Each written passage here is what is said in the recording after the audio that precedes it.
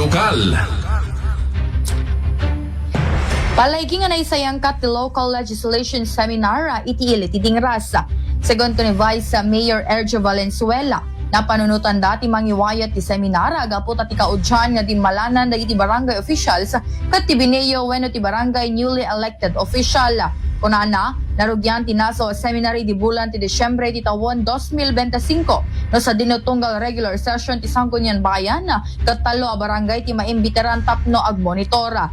Patyon na nababuon tinaso nga aktibidad kat lalo pa ya pumintas kan lumaing dahil tagseserbi ti barangay may panggap iti panagpantay ti linteg. I want no malagip you at the search the inability, the Ilocos Norte assessment for excellence in barangay legislation.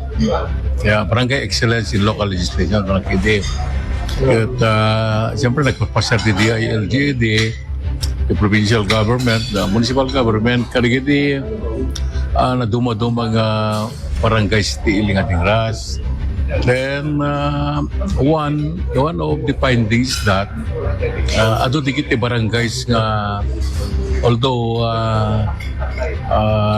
accession dan, although medyo digiti lapses ko natin walang ganun hanggang masursurot di panagsesyon iti barangay.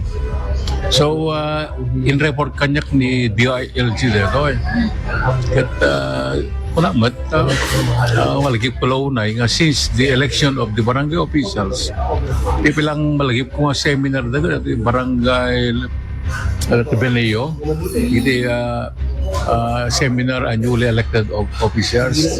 Para iti IFM News sa Idol Bernadette Toledo, Tatak, IFM.